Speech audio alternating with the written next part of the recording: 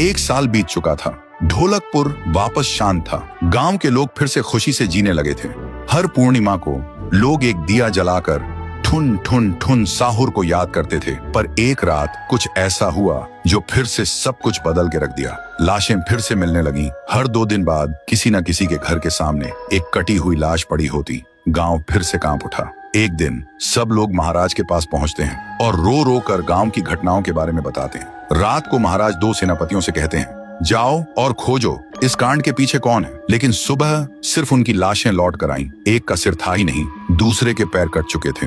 महाराज समझ गए कुछ तो लौट आया है, कुछ जो सिर्फ मौत का खेल खेल रहा है। और फिर कहते हैं, अब इस जंग का सामना मुझे ही करना होगा। उसी रात महाराज चुपके से गांव में आते हैं और एक पेड़ के पीछे खुद को छुपा लेते हैं। और ठीक रात के 2:30 बजे अचानक कहीं से धुआं छा जाता है और उस धुएं के अंदर से एक आवाज आती है,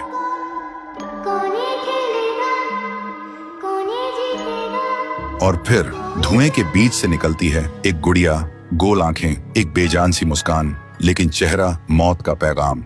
वो गुड़िया एक घर के गेट तक जाती है और बच्चों जैसा एक गाना गाने लगती है। उसके गाने की आवाज सुनकर एक आदमी बाहर आता है और अगले ही पल वो गुड़िया उसका सिर चबा जाती है। वो आदमी तड़प तड़प के वहीं जमीन पर गिर जाता है। महाराज सब कुछ देखते हैं। उनकी आंखें भर जाती हैं। उन्हें समझ आ जाता है इसके सामने जाना मतलब खुद का अंत लिखना है। अगली सुबह गांव के लोग इकट्ठा होते हैं। महाराज कहते हैं, ये पिछले भूत से भी ज्यादा डरावनी है।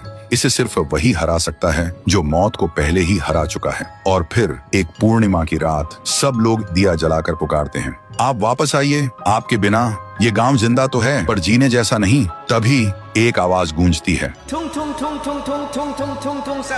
और उसी देह की आग से एक जलता हुआ पेड़ बनने लगता है और उसी पेड़ में से ठुन ठुन ठुन साहुर निकलता है। तभी फिर से वही धुआं छा जाता है और उसके साथ ही एक आवाज।